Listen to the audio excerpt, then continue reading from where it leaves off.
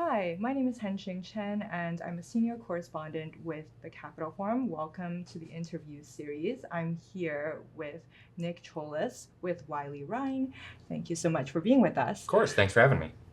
So look, I think a lot has transpired over the past year and change under the Trump administration. One of the things I wanted to start with is definitely merger enforcement. And look, thinking through the headlines recently, obviously a lot of media consolidation in the news, but I wanted to take a step back and think about, some of the earlier enforcement actions we saw specifically in advertising. So Omnicom Interpublic, major advertising merger, and the FTC came out with a pretty interesting, I would say, behavioral consent here. I'm curious, what are your thoughts on that consent, and what did it signal about the enforcement focus for this administration, and what has kind of transpired since? Yeah, so I think the one theme that you see start there and that has emerged over the first year of the Trump administration is this sort of applying traditional antitrust principles to either new fact patterns or certain topics that I think are political priorities for this administration. So with the merger you mentioned, I think you have traditional concerns about concentration and coordination and coordinated action that sort of align with this view or this concern about censorship or freedom of the marketplace of ideas or viewpoint diversity. And I think the latter is more of a political priority of this administration. I think historically those things have been thought of as sort of downstream of competition, that if you have robust competition in a market, it will produce a greater diversity of views and it will reduce the chance of censorship.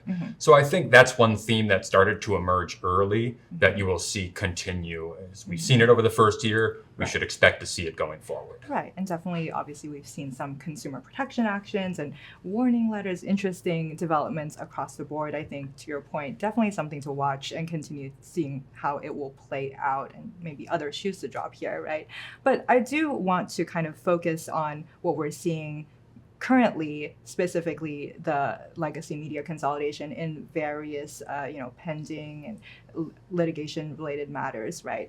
And I know it's maybe a bit challenging to talk about specifics, but I think these legacy media deals that we're seeing provide an interesting framework to think about, issues that come up often in any antitrust and merger analysis, that comes before the agencies. So specifically thinking about, deals that are responding to some sort of structural change in the market, how do you think if a deal party comes before agencies and says, look, we see this deal as responding to some innovation in the market or some specific innovation product market, and we're going to be stronger players in that market, understanding that we are also consolidating some legacy industry, right? How does the agency staff weigh the puts and takes there, right? So from an enforcement standpoint, I think you see courts, enforcers, businesses, industries all grappling with the same thing. Sure.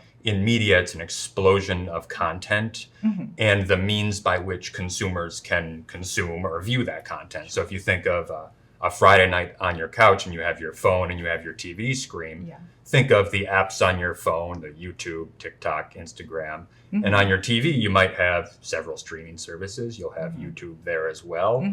You might have other forms of content that you can consume. Now, that doesn't resolve the relevant question in antitrust, which is what is the relevant market? But all of those dynamics do influence that analysis. And I think that is a rapidly moving target that enforcers and companies are trying to deal with, private litigants as well. Sure. If you think of consolidation and you think of the concept of power, one question enforcers have to ask and answer to a certain degree is power in what? And I think what you're seeing in the last 5 years especially is a rapidly shifting media landscape.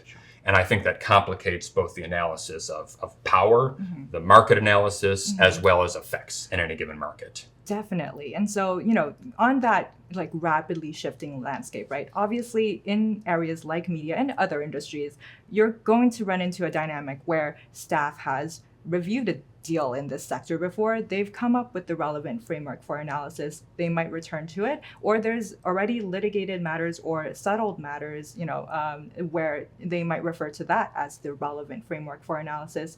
How much does precedent play when you do have so many moving pieces of, the market dynamics, right? And when do the new facts end up shifting the analysis? Yeah, precedent is helpful, especially with the enforcement agencies, as it provides a benchmark from which to test whatever new data, whatever new dynamics are emerging in the market. So I do think the agencies are both they're certainly aware of precedent and how they've traditionally evaluated certain markets. They're also aware of changes to those markets. They are adept at hearing arguments from merging parties and from others in the market about how the market has changed and whether and to what extent precedents are still relevant. But I think, to the extent you see more current enforcement or investigations in this space, that's one of the key questions they're trying to answer, is to what extent do these precedents still hold? And to what extent have changes in the market should they change our analysis? That's always fair, and to your point, a moving target. I mean, look, in media in particular, there's always obviously also a question of public interest, and so I want to use that as a jumping off point on how do broader policy considerations interact with the baseline antitrust analysis in media, but also other deals, right? And obviously in other sectors you have CFIUS, or you have other kind of considerations that also play into whether a deal ultimately gets across the line. Yeah, I think historically and traditionally those broader considerations have always existed and have intersected with the traditional competition / antitrust analysis in varying degrees. I think historically, and while I was at the division, we tried to keep the focus on the competition analysis and the competitive effects. Because once you let more things bleed into the competitive analysis, that complicates a process that is already very difficult for the enforcement agencies. So I think, we do have a relatively stable framework for evaluating those, for example, the FCC's process is explicitly a public interest. It includes that analysis. But from the competition antitrust standpoint, I think the competitive effects analysis is complicated enough. For sure. And we'll see how that plays out as we're watching all of these pending media deals. But I am also curious. We talked about mergers, but there has also been a ton of developments on the conduct side of things. There have been some major government cases that have gone, and we've seen court decisions come out. And so I think this provides an interesting time to talk about, how are we seeing developments in how courts might consider, these baseline market definition questions in digital platforms. How are they thinking about, those monopolization claims, Section 2 claims, Section 1 claims, exclusionary conduct, right? What are we seeing in terms of what's coming down the pipeline from district courts? Yeah, so if you zoom out and look at, let's say, the arc of the big tech cases writ large, you have investigations that started around 2019 that have now progressed through, liabilities litigation, some through remedies, a couple are on appeal in different postures now, a couple more are still to come. So there is a lot of recent history in that space. You now have large litigated decisions and opinions from courts that are going to provide both guidance to industries going forward that will impact emerging technologies, but also a lot of lessons in there from enforcers about what these cases demand in terms of resources, what the timeline looks like, and whether, what you achieve at the end of one matter that's gone on for so long is significantly better than what you could have achieved with a settlement earlier on. So I think that touches on one of the things that you're seeing out of this administration, which is a very explicit receptiveness, somewhat of enthusiasm for settlements. And the trade-off that I think the enforcers have to grapple with in any resource-constrained environment is, do you accept some benefit now that is certain and you can have on your watch and in your administration versus seeing what plays out in the long game. If you win, at liabilities, you win on remedies. What's the outcome then in X number of years after Y number of resources have been committed? Right. I think there's not a clear or good answer to that question, but it's certainly on the forefront of enforcers' minds. Oh, definitely. And, those somewhat political considerations are, I'm sure, in the back of enforcers' minds when they're thinking through that calculus, right? And, I think you touched on a lot of different interesting points there. One thing I want to push on a little bit is, how do these decisions, as we're seeing them, influence what we're seeing in the private plaintiff and private, commercial litigation space. What developments are playing out there as a result of that government litigation playing out. Yeah, so I think two trends I've seen. I did 10 years in private practice, 5 in government, and now I'm back in private practice. I think two trends you see now are companies seem less reluctant to affirmatively use or deploy antitrust claims in certain circumstances. Sometimes that's as an opt-out plaintiff or a follow-on case from a government action. And sometimes it's just in a routine business-to-business dispute. Could be used for strategic leverage or otherwise. But I think companies are a little more willing to affirmatively involve themselves in antitrust litigation, either as a plaintiff or as a counterclaimant. I think the second thing you see is more monopolization claims in the private space now. I think you see this more in certain markets, regional or otherwise, that may not draw the attention of government enforcers, whether that's state or federal. But you do see more of these, I think, in the private litigant ecosystem than you did historically. And I think both of those things are downstream of what the federal enforcers have done over the last 5-6 years. Right, both in terms of providing a lens for like federal scrutiny around these things, as well as the actual court precedent that allows folks to move forward with some level of certainty. Absolutely. Right.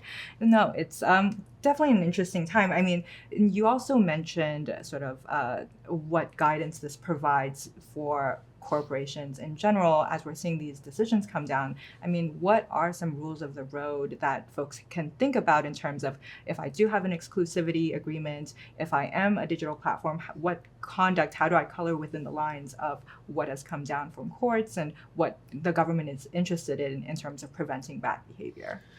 Yeah, it's a difficult question to answer, but you can get better answers by looking at the context. Sure. And you can look at what enforcers have done in the last several years, what courts have focused on, and you start to see concepts of power, of coercion, of leverage, of access that emerge as common themes in both enforcement actions and in the litigated opinions from courts. So I think by evaluating the specific context of your business through that framework, you can start to move toward a helpful answer as to where a particular business activity falls along the spectrum of risk. Right. And I think that's probably more difficult now because there was a long time where Section 2 monopolization law was not being robustly enforced at the federal level. And I think now, companies are entering a new era where you have to at least think more carefully about certain things that may present more risk now than they did historically.